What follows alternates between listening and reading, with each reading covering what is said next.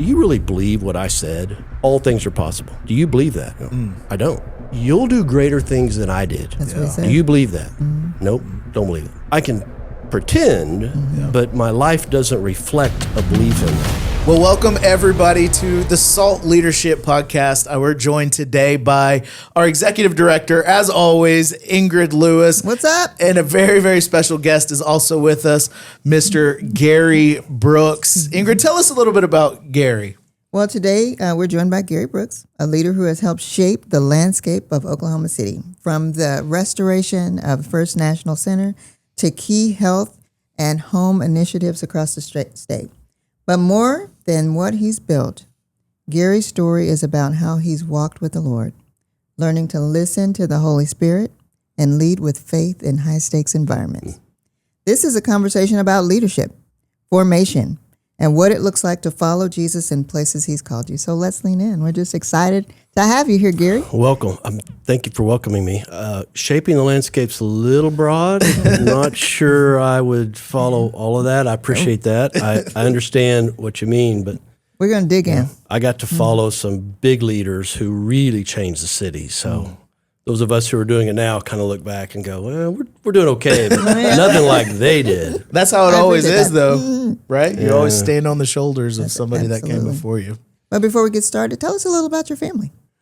Family. Wow, that's a great place to start. Married 37 years.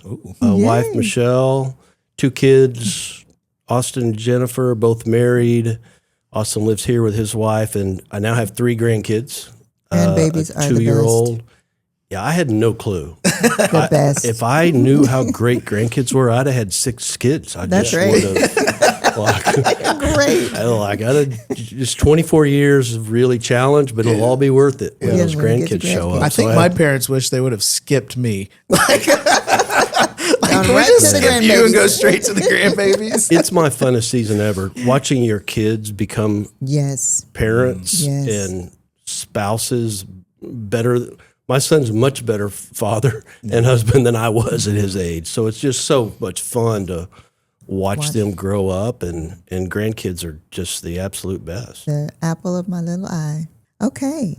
For those of us that don't know you are well known in some circles around the city, but for those of us who just kind of heard the name Gary Brooks and have heard and have seen and gone to the beautiful First National Center, tell us a little bit about that journey, both professionally and personally.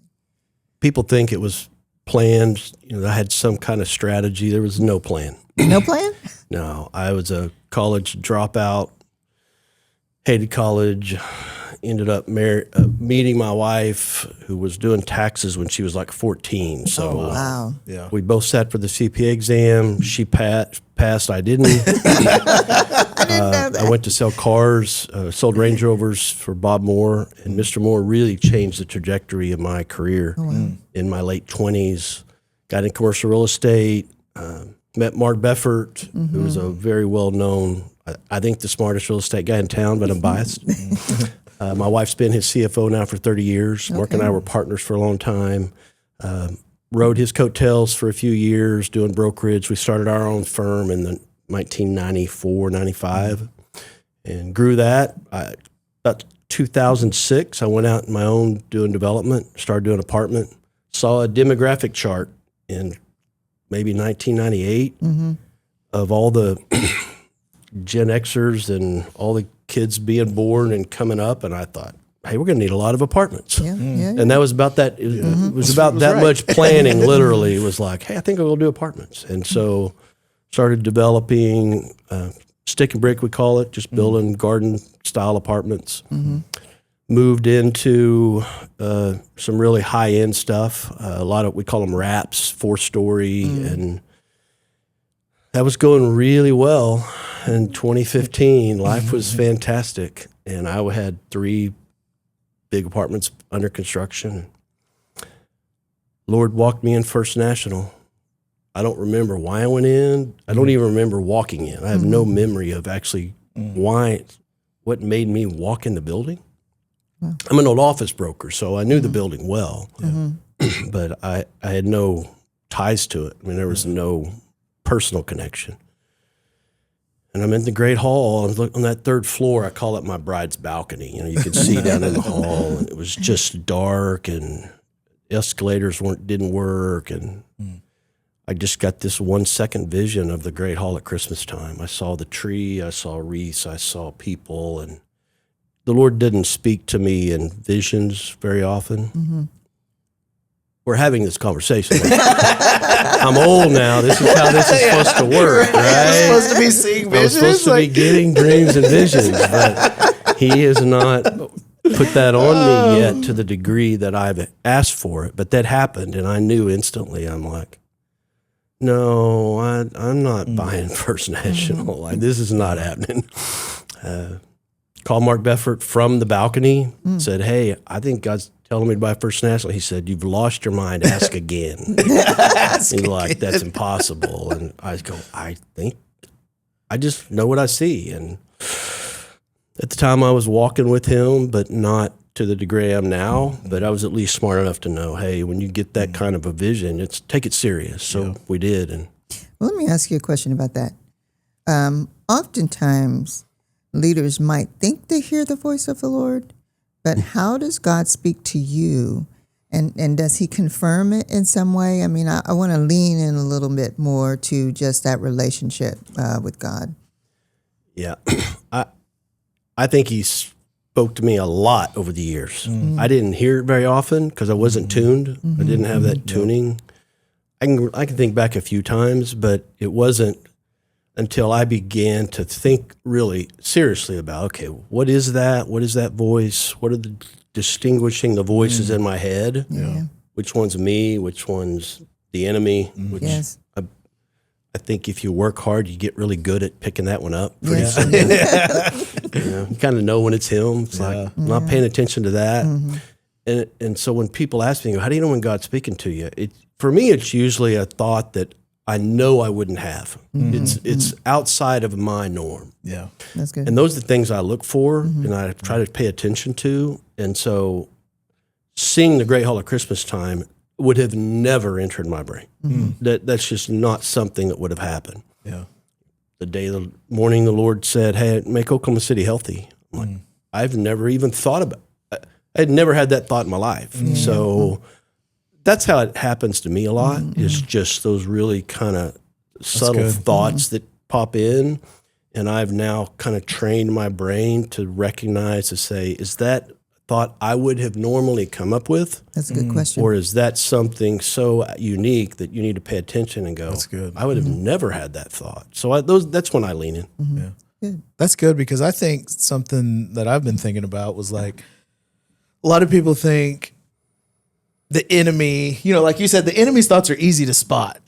The hard ones to spot are the natural thoughts, but the natural thoughts aren't the God thoughts, And so I think, like what you're saying, that's such a practical way of being able to say, especially if you're a learner, or which a lot of leaders are, you're learning and you're constantly so there's a lot of thoughts that you have just because of what you're putting into your brain, but that doesn't mean a natural thought is the best thought. Doesn't mean it's bad. Sure. But the enemy's thoughts are easy to spot, like, nope, that's not right, Yeah. But discerning between those natural and the God thoughts, like you said, I think that's such a practical way. I asked him one day, why don't you just make it more clear? And he really just showed me, he said, I want you searching. I mean, That's good. part of the searching is part of that growth. And so if you just make something too clear, you begin to question it. That's good. And when he drops a little thought on me and I start going, okay, let's lean into that. What does that mean? I don't remember the verse. It talks about, he likes to hide things for you can seek them out, because it's that seeking that grows that muscle to be able to recognize it even more and more as you get a little bit older and more experienced. I think too, he's not hiding it from you. Like, I think that's the good thing. Like what you're saying, like what you're describing to me in my head, it's a picture of like a little kid at an Easter egg hunt. You're not like That's the hiding best it where they example. can't find it. You're like, hey, why don't you check over here? Like maybe over there, look under that tree. That's really what God is doing, is like, seek it, find it, but I'm going to help you. I'm not hiding it from you. And I love that example. We just did Easter egg hunt with my 2-year-old grandson. And I think about him getting the same joy with us as I got with my 2-year-old grandkid. Yeah. You know, the Lord's just like, yep, this is going to be fun. Yeah. I never thought about that in my younger walk. In my older walk, I have I think a lot more appreciation for just how much fun he's having. Yeah. He's really having fun with us. Yeah. So walk us through a little bit how your relationship with the Lord deepened as you started this massive project. You said, okay, the Lord said, I want you to do this thing. And you said yes. Now, you could have said no, you know, but you said yes because He gives us free will. I mean, you could have said, well, no, that's for me. But you said, yes, Lord. You know, it's almost a here am I, send me kind of moment is what I'm thinking in my head. Was it that, or was it a not me, Lord, but, you know? It's easy now. I could easily go, you know, but I just moved in and I surrendered, and boy, everything went smoothly. But that was not what happened. I did not surrender. I fought this a lot harder than I think people. Again, you can kind of make this story up if you're looking from the outside, going, "Here's how he handled it." But he knew just enough to tell me for me to keep going forward. Had I seen too much, I would have never done this. I mean, you would have just. In 2015, he said, "Hey, here's what's going to happen. You and your partner Charlie are going to buy this building, and over 100 banks are going to tell you no, and COVID's going to hit, Oh, yeah. and the world's going to shut down." You would have gone, "Yeah, no, thank you, not interested." What's next? But early on, it was exciting because I had a vision of the building, and I'm in the business, so I knew what that building could look like, and that really drove me. But your point of choice is, I think, is the main part. Even while Charlie and I were in due diligence, about halfway through we had about a year of due diligence, which means we spent about $3 million confirming the building can do what we want it to do, because you don't want to buy it and then it doesn't work. And about halfway through that, I'm in my backyard journaling, and the Lord said, "Hey, you don't have to do this." No. We've already we're been through past this. that point. And the cool part, he took me that morning to Peter in the boat and getting out of the boat. And I'm like, "What's the point?" And he said, "Peter didn't have to do that. The other guys in the boat didn't." And I was good with them. You know, I was fine with the fact that they didn't take that risk, but he did. I go, "What's your point?" And he said, "Imagine for the rest of Peter's life, he's talking to someone, 'Hey, let me tell you about my friend.' And they're going, 'Yeah, I'm not sure about that.' I can picture Peter going, No, I walked on water, and these guys saw me. You have to listen to me." And that was kind of my second yes moment, where I just said, I don't want to miss that. If this ends up somewhere sometime that's big enough where people can look at me and go, "Yeah, I'm not sure about the Jesus," I'm go, wait till you hear my story, because the things that happened, the miracles, are undeniable. I didn't want to miss out on that opportunity.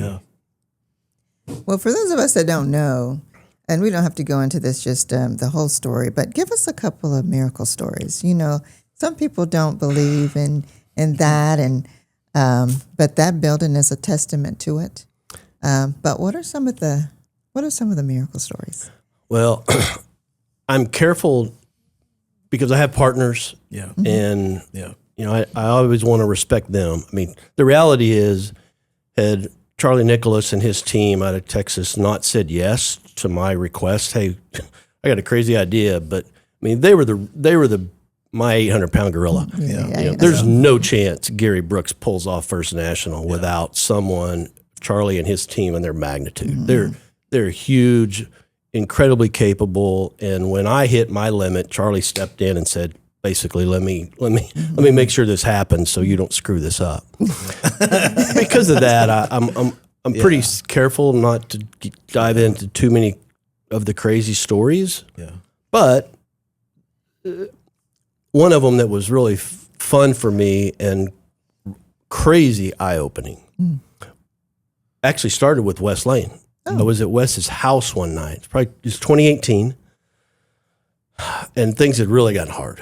The first year was fun. I mean, we're dreaming. I'm casting vision to the team. I want a bar and restaurant in the vault. This is fun. Yeah. By year 2, you're realizing, hey, I'm in trouble. Like this is going to be really hard. I'm at Wes's, and just out of the blue, Wes says, "Hey, I got a verse for you." Not unusual. Yeah. Isaiah 58, 11, and 12. And I'm sitting upstairs in that man cave, we call it. And it's, you're a well-watered garden, a rebuilder of the streets. And I'm thinking, all right, I'll buy that. About 2 weeks later, I was getting up, and for 4 or 5 years, I was up probably around 4:30, 5 o'clock, because I'm journaling 2 or 3 hours every morning just to process. I was not doing it out of some spiritual discipline. I'm just trying to understand what's happening. Yes. And I wake up to a text about 4:15 from a mutual friend named Greg Gunn. You probably know Greg. Greg, yeah. And I'm looking at my text, I'm like, 4:15, and it said, "Brooksy, the Lord woke me up with a verse for you. Isaiah 58, 11, and 12. Oh, wow.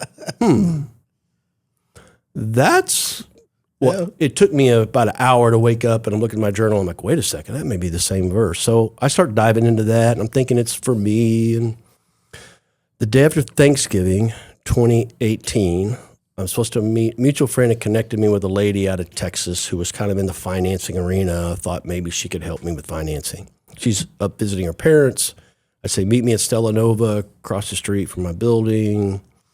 I'll be in a blue blazer, jeans, and boots. That's kind of was my attire.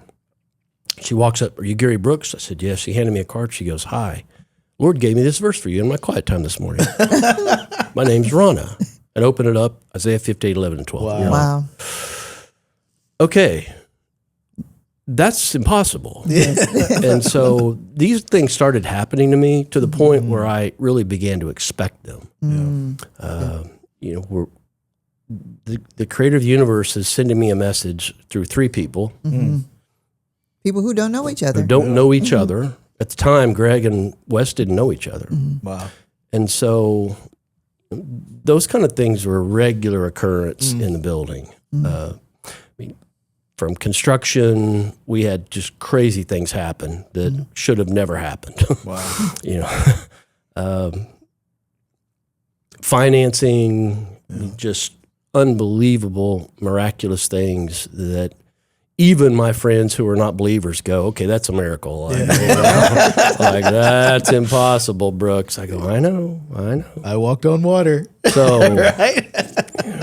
Well, That's so cool. I think one of the things that stick out to me is you said, "I learned to expect it." And how many of us are walking around here not expecting God to be God? Yeah. And what you did was that not only did you journal it so you can keep up with it, so in the dark moments you could go back and say, "God did this." But then you walk in a holy expectation that the Lord is going to be who he is, which is God. And how many of us don't walk in that? yeah. You walk in a I'm going to call it this. You didn't call it this, but I'm going to call it a holy expectation that you are looking for God to be God. So how can we encourage leaders out there to view the world, to view circumstance through those God eyes and that holy expectation so that they can then see what God is doing and get behind it? It's a great question. I'm not sure I've articulated an answer, so I may just start going down 4 paths at once. So let me try to keep it tight. I was a Christian businessman and was proud of that.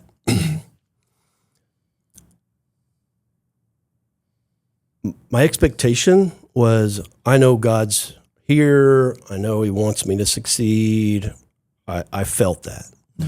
I'm doing my thing, hoping he comes along and blesses it and participates and, hey, we're moving, right? And one day in my journal time, he said, "Hey, Gary, I know you love me.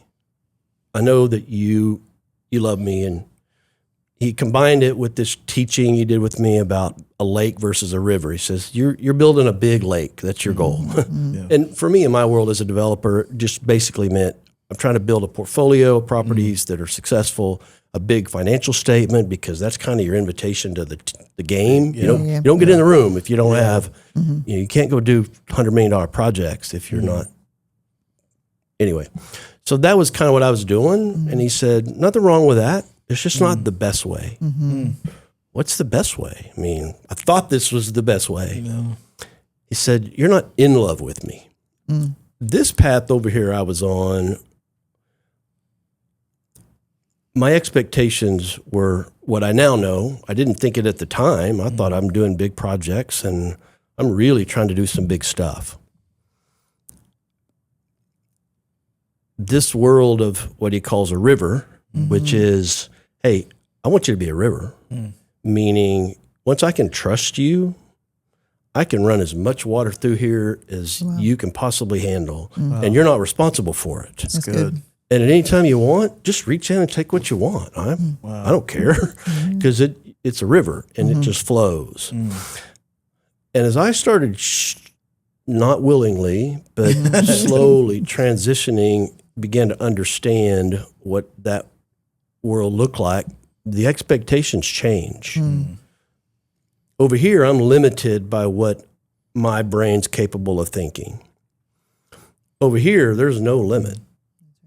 And this world was difficult because it's constant challenges. I'm always seems like I'm rowing up a river constantly. This world, which I've only experienced for 4 or 5 years, so I'm still learning this world. I don't have an oar. I'm just in the boat. My mom used to call it get in the flow. Just get in the flow. There's no pressure. It's crazy. You know, solving homelessness is a much bigger problem than trying to do First National. Not even close. I'm chair of Key to Home this year, which is, I spend 15, 20 hours a week on homelessness. It is the most difficult problem I've ever seen. How do you make the least healthiest city in the country healthy? I mean, these are big, crazy, like where do you even begin? Over here, I'm building $50 million apartment complexes. Over here, you're solving homelessness. This is a much more fun life. But this is him. He's choreographing this world. I mean, I don't even know the step to take tomorrow. In this world, I knew exactly what to do. I could build apartment complexes in my sleep almost. Over here, I don't even know what to do this afternoon. So you're completely dependent on the next move, the next conversation, the next meeting. I mean, I don't know how to solve homelessness. He does. All I've done is say, all right, I'm in. Anything's possible. I mean, it's kind of my tagline now is I really believe it. I mean, I'll go down one more tangent. Let's go. Let's go. This was probably a 2-year process that I'll push in about 2 minutes. But basically, the Lord was saying to me over time, he said, do you really believe what I said? Well, if I see it in red, you said it, and I think I need to believe it. So he started taking me to direct things that he said. All things are possible. You go, do you believe that? I don't. I don't believe all things are possible. You'll do greater things than I did. That's what he said. Do you believe that? Nope, don't believe it. I can pretend, but my life doesn't reflect a belief in that. Say we do. Go. I have no evidence that I believe this. Now, my upbringing and my excuse, I call it one of the Christian cop-outs, is, well, that ended. Cessationalism. That ended, and so, as he often does with me in my journal time, he said, okay, let me ask you a question. If I said it and it's no longer true, then somebody more powerful than me must have changed the rule. And I'm like, I'm not liking this conversation. So I'm like, okay, keep going. Don't think I'm going to like this, but keep going. He said, Gary, you've built an entire theology around someone more powerful than me, changing my law. Wow. You're worshiping the wrong guy. He goes, I'm not your king. I can't be. Either what I said is still true or I'm not your king. Can't be. It's impossible. And that was a real defining moment in my world. I go, okay, I don't understand it, but I'm going to believe it. I'm going to believe that anything's possible. Love that. That's good. I've heard you say too, like you're saying things just like, he said, or in my journal time, or you're asking him questions and you're saying it very nonchalantly. And no, this is good though. Mm-hmm. This is good, because I've also heard you say, I'm going to paraphrase it because I don't remember verbatim, something along the lines of, one of the most precious things that we have is the word of the Lord. Oh, yeah. And you combine those things of how you talk about your conversation with the Lord versus the weight that it carries for you. Not a lot of people have that, because I think you even followed that up saying, like, why would he trust us with other things if we're not even doing what he's asked us to do? Well, where does that weight come from? Yeah. Again, I didn't fall into that willingly. He pulled me, and basically said to me one time, he said, "What's the most powerful thing in the universe?" I'm journaling, and all of a sudden you get this question. I'm like, I would have never asked this question. So when you say the question comes, you're literally just typing. You're just typing whatever comes out. My tendency is when I get that kind of, I hit the red font. I want my journal to have, there's red all over my journals. And that's just when the Lord, and I just hit the red font and go, okay, here we go. Okay. And he said, "Gary, what's the most powerful thing in the universe?" And he's always asking me questions. He's like, you know the answer. Why would you ask me? Why don't you give me the answer? Yeah. He said, "My word's the most powerful thing in the universe. I create 1 billion stars with a word." That's right. How do you respond to my word? Oh, wow. And he took me to the parable of the talents, which I've always just simply thought of as money and how do you handle money? Resource. He's like, well, if my word's the most powerful thing in the universe, it's a lot more powerful than money. Wow. How are you stewarding a word? Wow. Oh, wow. Yeah. And if you're not stewarding a word, why wouldn't I treat it just the way I did in the parable of the talents?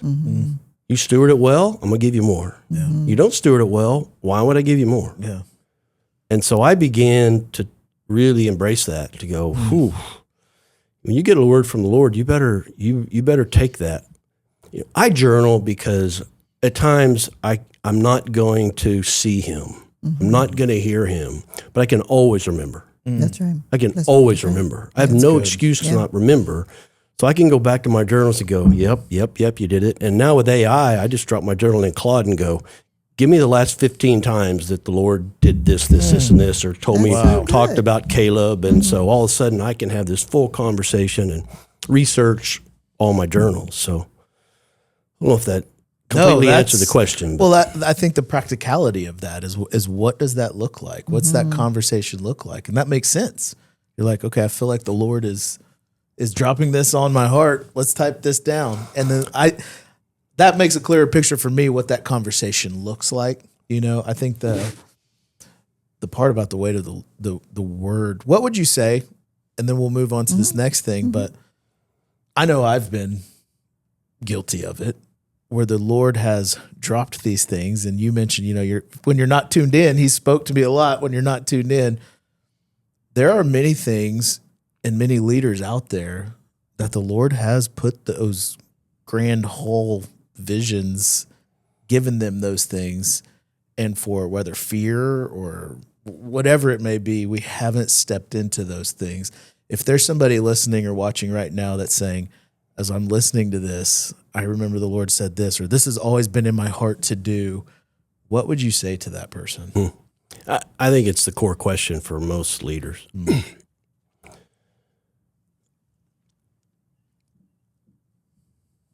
I think more often than not, a lot of times, those of us who want to follow, we start the process.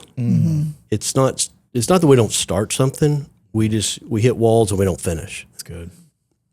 Because I know what God did in that 7-year journey, the only thing I really take credit for, that he has also said to me, hey, you can take credit for one thing.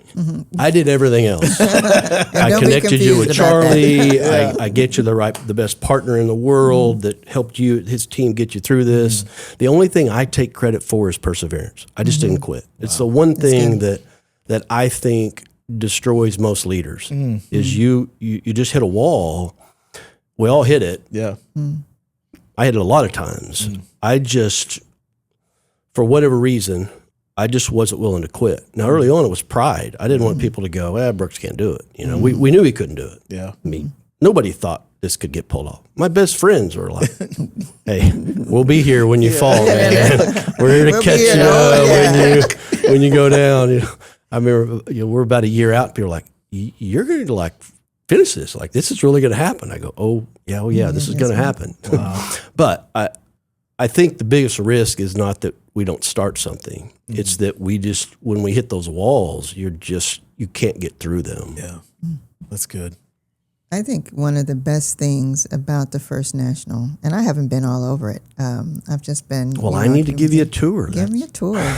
But this is what I love about your story, is not only is this your remembrance stone, this is because you're telling your story.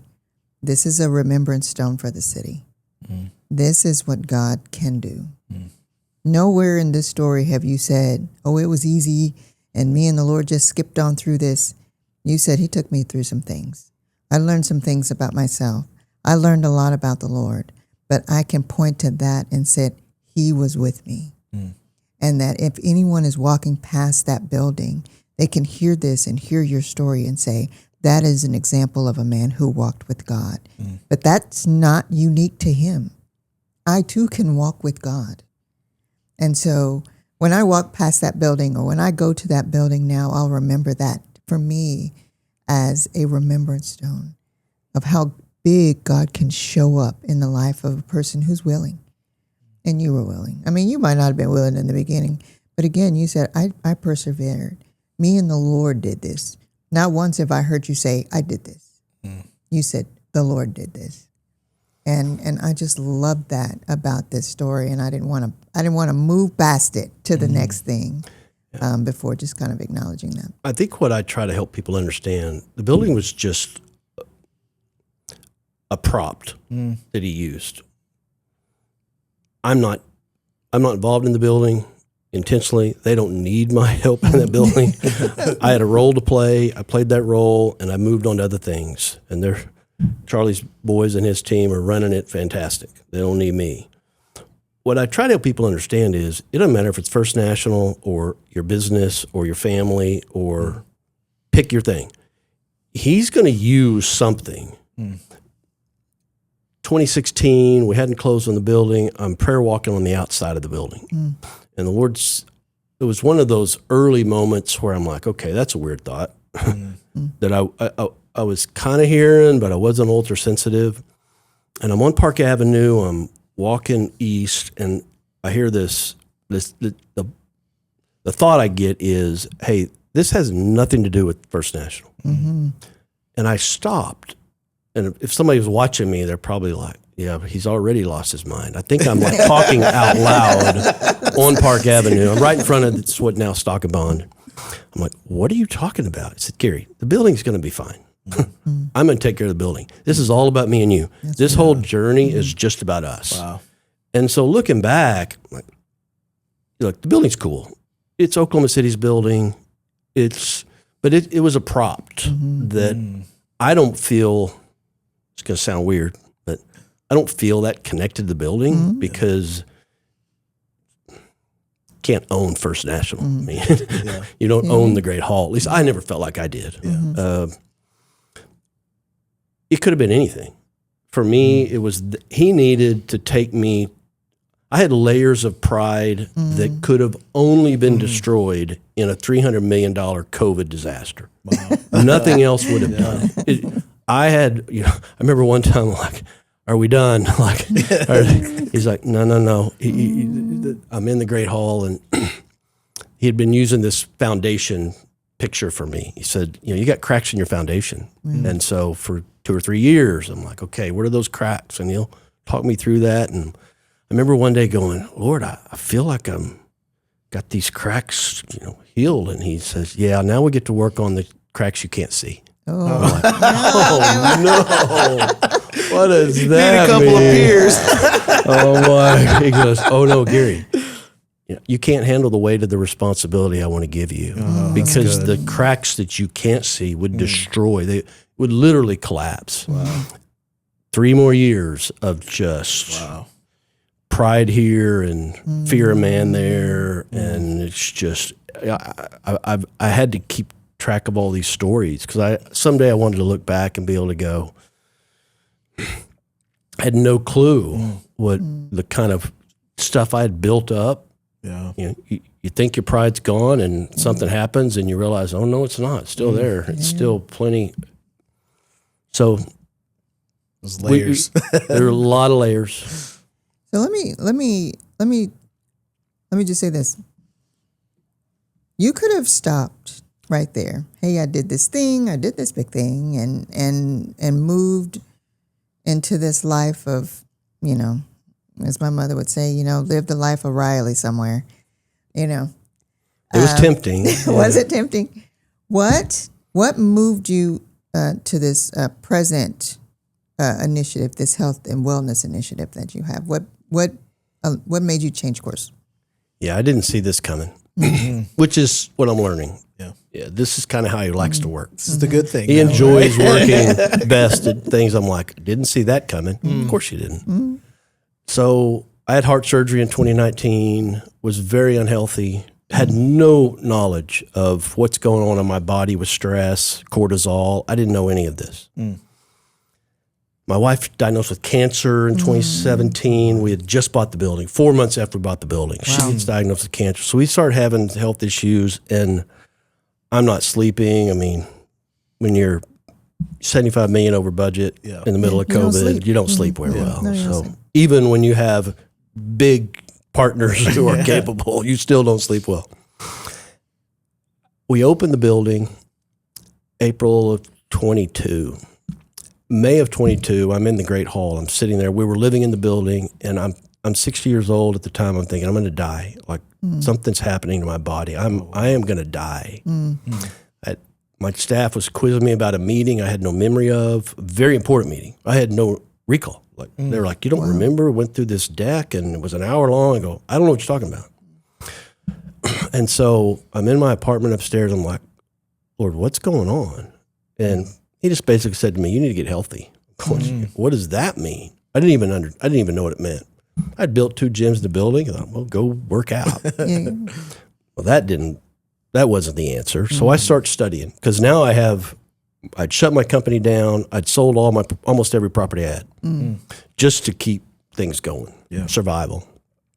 Well, now I got a lot of time on my hands, which I didn't plan. Was this the plan? He's like, oh, yeah, this is exactly the plan. I needed you to have 10 hours a day with no distraction so you can learn how to get healthy. And I dive in hard. A year in, I'm seeing some results. I'm kind of learning who's telling me the truth, who's not. Because when you get into this health and wellness world, half of it's just wrong. I mean, that's not even close to being true. By year 2, I'm seeing results. By year 3, my heart surgeon's like, you don't need to come back. Like, whatever you're doing, keep doing it. I'm seeing incredible things happen. And I'm sitting in my wife's office at home one morning journaling, and the Lord said to me, another one of these thoughts, hey, I want you to make Oklahoma City one of the healthiest cities in the country. Wow. And I'm like, where did that come from? Like, I'm just trying to get healthy. I'm a real estate guy. Wow. Not anymore, you're not. Wow. My wife comes home. I go, hey, got something to tell you. I know we spent all our money on that building. I'm not going back to work. And she's like, what? That's a bad plan. I said, the one who passed the accountant. Oh, man, who's the CFO of one of the biggest real estate guys in town. She's like, bad answer. She didn't say that. My wife's incredibly supportive. But there's kind of this moment of been married that long. I go to work and you go to the gym. This was cool for about a year. Yeah. I said, I think I know how to keep my friends from dying. And I don't know that much. I mean, at the time, I probably had 4,000 hours of study. Wow. I mean, I'm studying 8 hours a day. I'm literally immersing myself in studies and health and wellness. And I'm like, okay, Lord, what does that mean? I didn't even know we were an unhealthy city. Let's start doing some research, and we're the least healthiest in almost every measure. It's unbelievable. I text the mayor. I go, hey, I better come see you. And he's probably like, hey, the next project. Yeah. I walk in his office, and I'm like, hey, I've got an idea. Make Oklahoma City healthy. He's like, what? And mayor was supportive. Says, what can I do to help you? I'm like, I don't know. I don't know what this means, because that's part of the journey. Yeah. I don't know.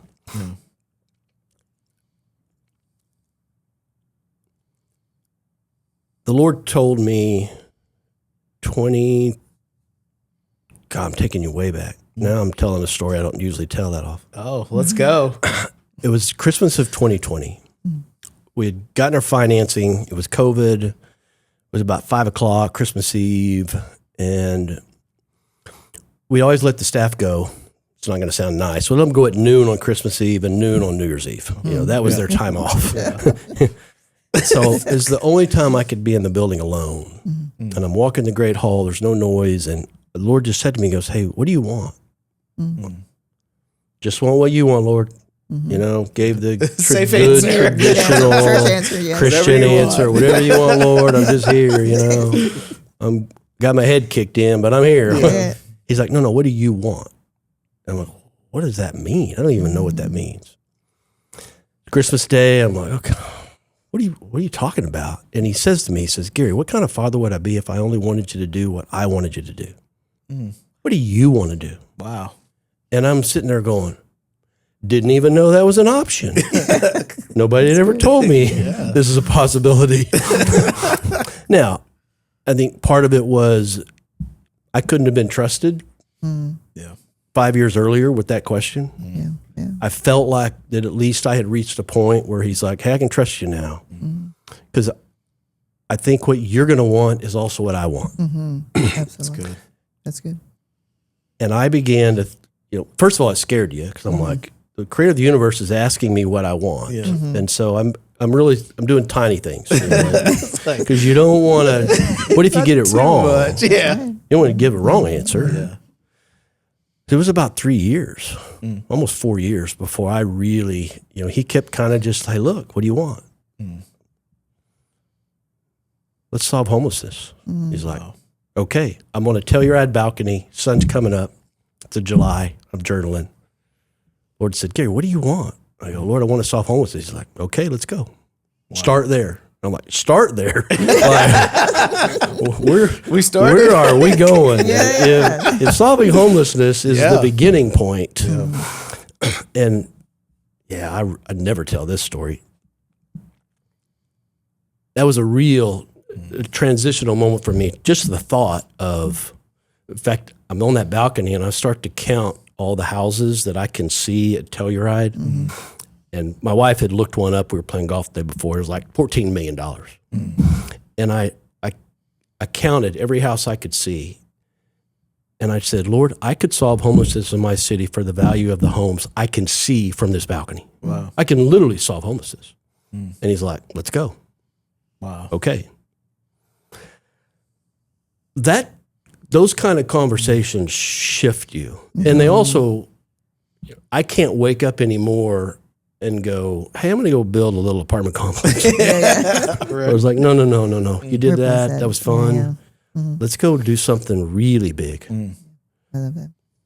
I think what I'm hearing you say, I mean, one of the things here at SALT, we encourage leaders to use their gifts, their talents, their resources for God's glory. But I hear this deep relationship that you have with God. And I think that's where we start. We start with this relationship, with the Father. So, as we have leaders out there who are, doing $1 million deals and they think, it's all me. how would you encourage them if they haven't, stopped to think about what kind of relationship do you have with God, and what do you think He would do through you if you asked Him to, Well, I can only speak from my experience because He deals with all of us differently. Yeah.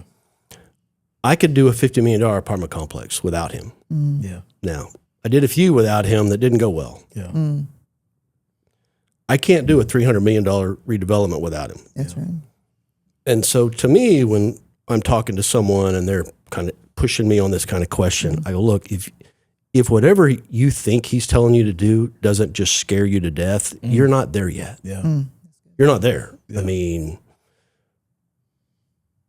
if I can wrap my head around it, it's probably not His deal. Yeah. Not that it wouldn't be good. Yeah. Doesn't mean it's not something good for me to go do. And I'm not advocating that people just jump off a cliff and say, "Hey, God, catch me." I don't know if that's smart. You had the word of the Lord leading you and what you did. I didn't go test Him to go, "Hey, I'm going to do something here, and if you don't show up, I'm going to die." Yeah.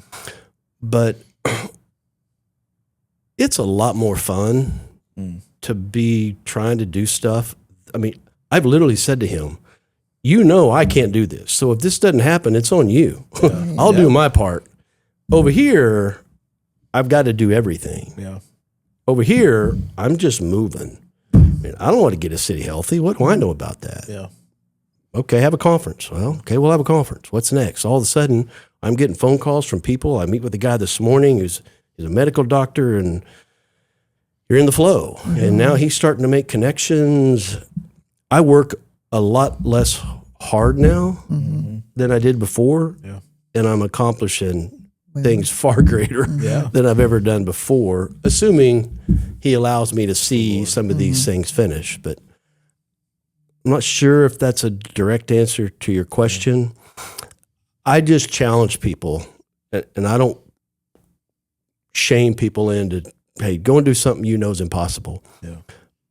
In my experience, it's the only way to move to that next level. Yeah.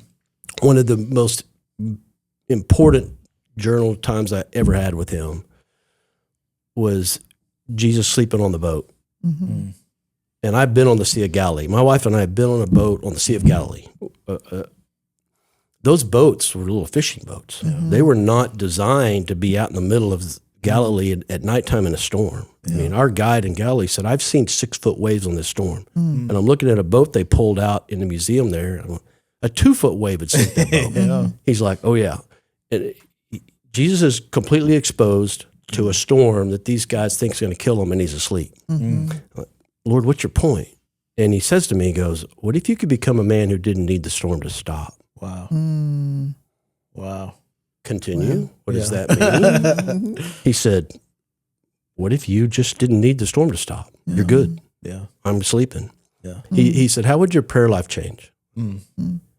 Now it's 80, 90%. I need this. I need help. I got problems. Yeah.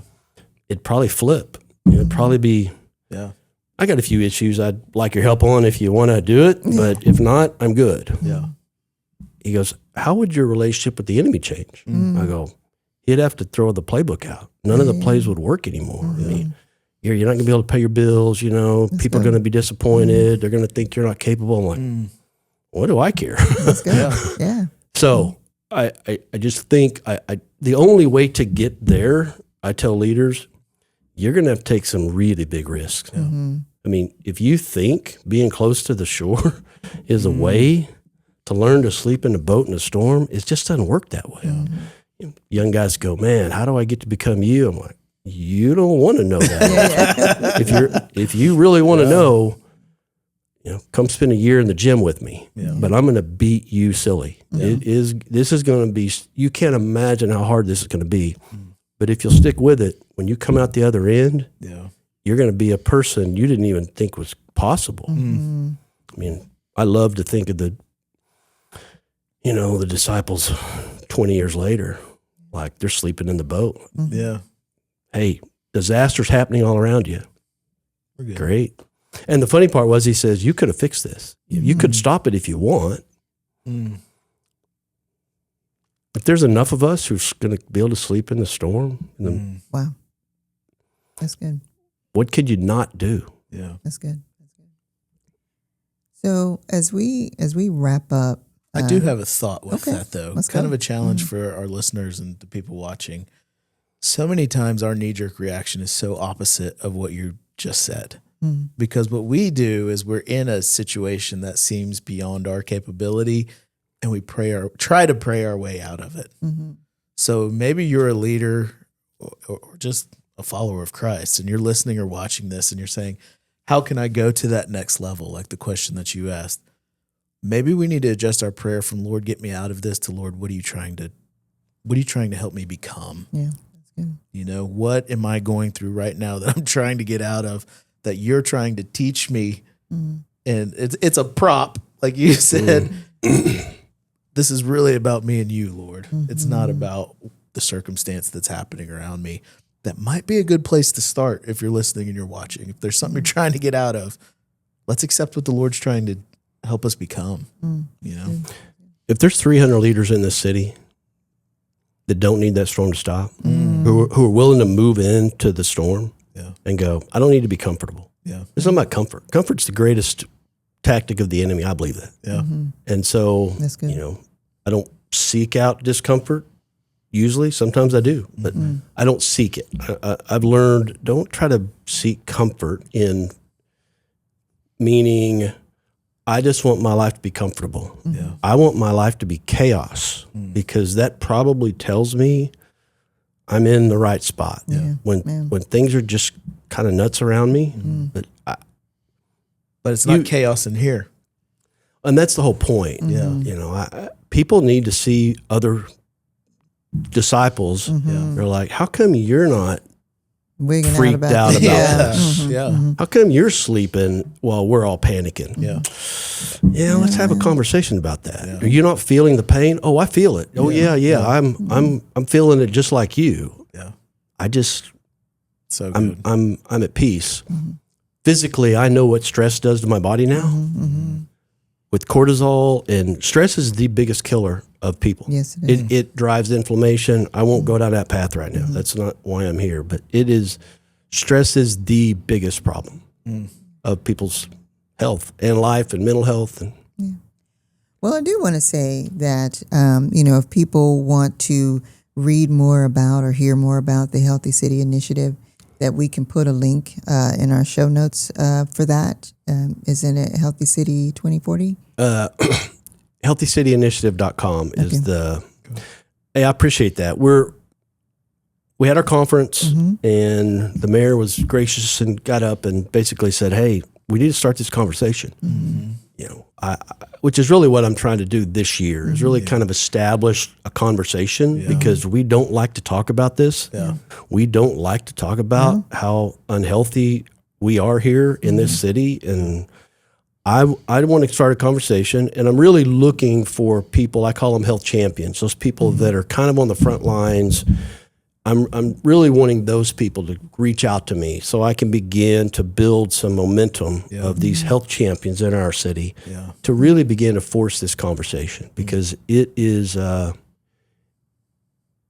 it's so bad. You know, I hate going to funerals of people I know, and again, we can go down this tangent, but my challenge to my Christian friends is, hey, I realize this world is not our home. We're just passing through, but we have a responsibility, and that's to bring heaven to earth. That's right. That's a responsibility.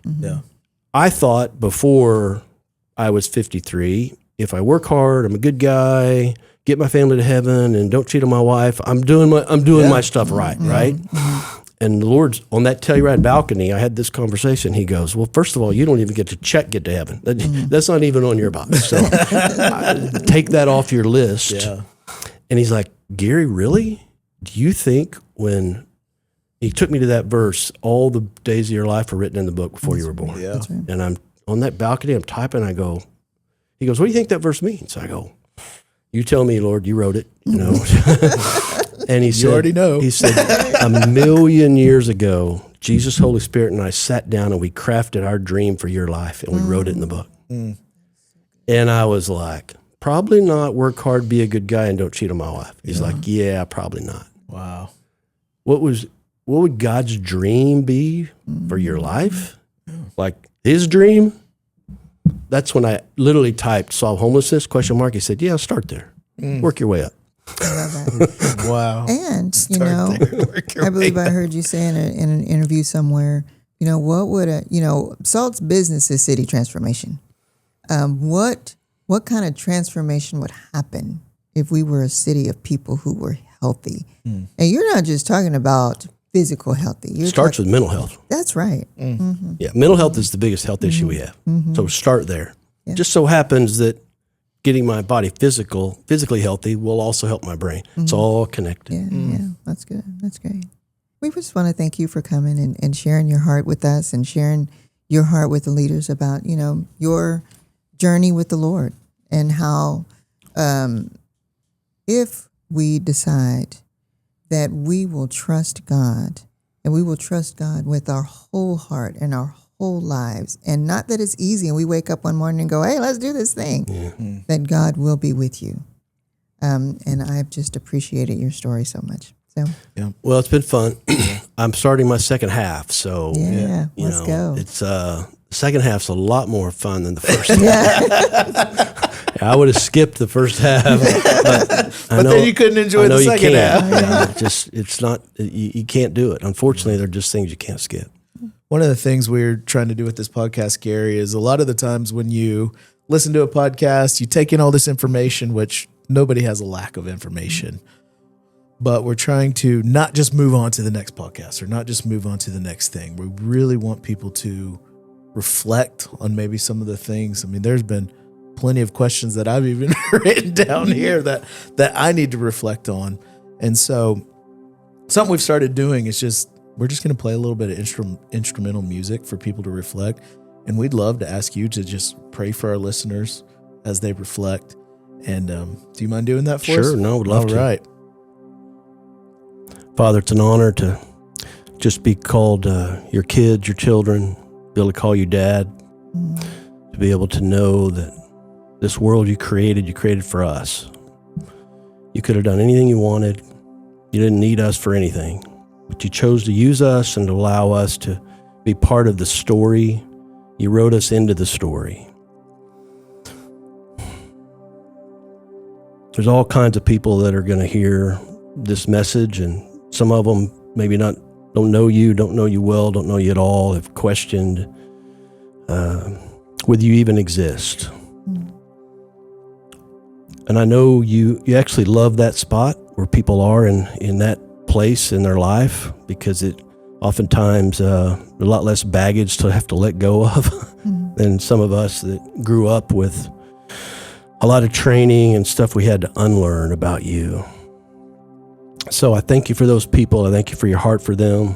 I thank you that you love every single one of us the same, that none of us get special treatment.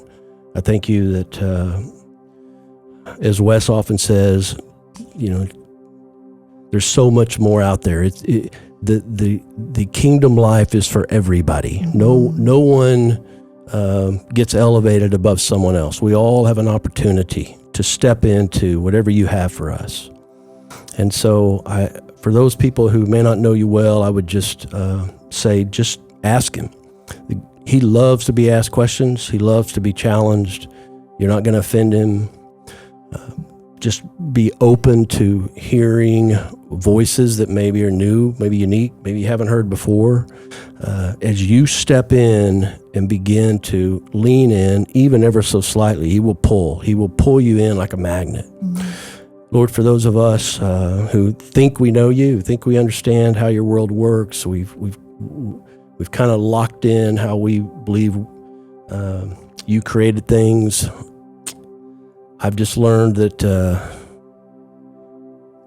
assuming you're going to do things and assuming that your world is created a certain way is not the way you like it. I know you almost like to us be like kids, just little children to just look to you every day and say, hey, what are we going to do today? What's the move today?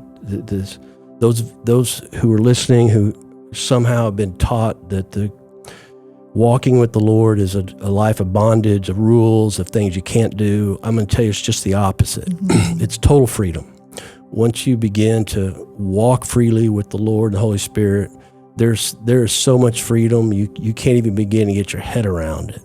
So, Lord, I pray that you just cover this city and people that are willing to hear from you and listen, that the life of freedom is available. There are many of us, Lord, that have been talking for years about how you're raising Oklahoma City and Oklahoma is this Isaiah 60 city on a hill. And so I just, as I'm doing every day now, is just continue to pray that we lean into that, that we accept the challenge, that we actually believe what you said is possible, that you raise up leaders who are willing to put perseverance ahead of everything else, who are willing to not quit, that can sustain the battle. We know that everything you have for us has already been fulfilled. We know that. Jesus, it was finished on the cross. Now we get to unfold that story and play a part of it. So, Lord, I just pray that you raise leaders who are just unafraid, no fear over this city, of the leaders of this city. I just pray that you bring great courage to the leaders that you're raising up in this city. I pray that you will end poverty and racism and homelessness, and that you will end the things that when you said you wanted us to bring heaven to earth. That's what your will is. We know what your will is. If it's not in heaven, you don't want it here, and you've given us the power, you've given us the authority, and you've told us in your word in Ephesians that all the heavenly blessings are available. We literally have every resource that we need. So I just thank you that, again, that we get to participate in this great place you called your world, that you called our state, our city. And I'm thankful for leaders who are willing to lean into that. We just pray for great courage now, Lord, over all the leaders that you are raising up, and so that we will actually be a city and a state on a hill where leaders from around the world come to our city to say, how come these problems don't exist here?